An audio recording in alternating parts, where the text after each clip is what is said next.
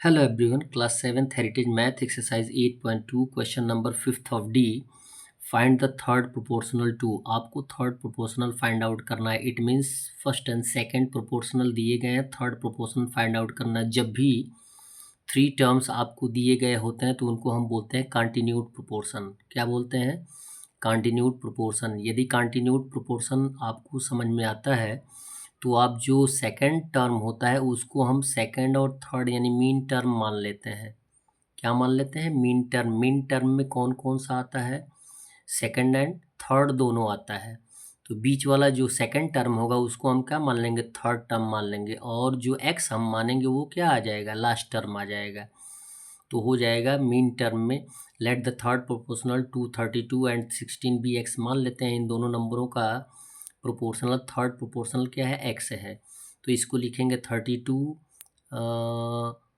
16 and x are in the continued proportion. Three terms हो गए आपके पास.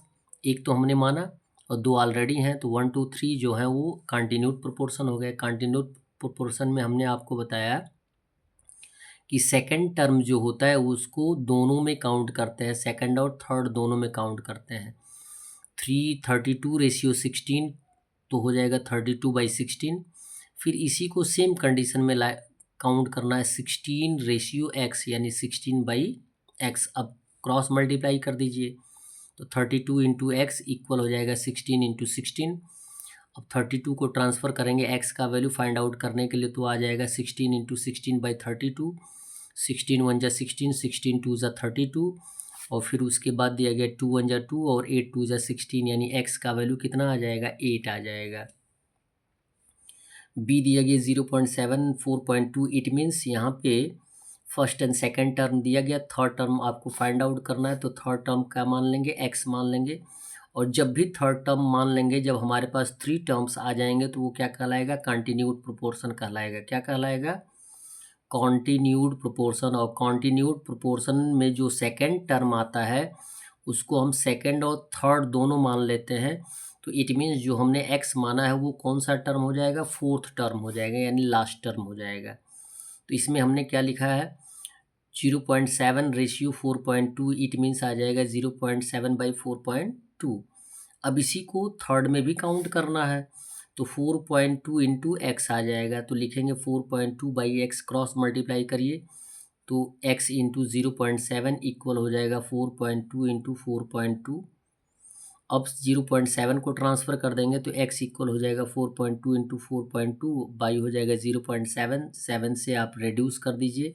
7 6 जा 42 होता है यानी डेसिमल का यूज़ हो जाएगा. मल्टीप्लाई कर सकते हैं. यहाँ पे कुछ कंडीशन अप्लाई करना है यानी डेसिमल एज 0.6 आएगा और यहाँ पे 0.6 आएगा.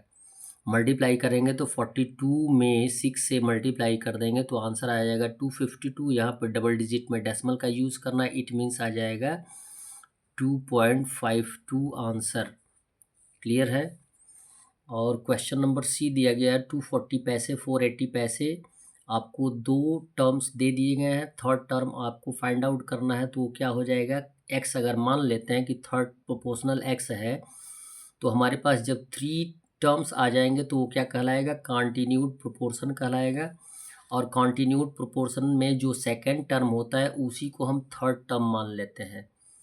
तो आप इसको लिख सकते हैं 240/480 और फिर 480 को थर्ड भी काउंट करेगा किया जाएगा तो 480/x मान लिया गया.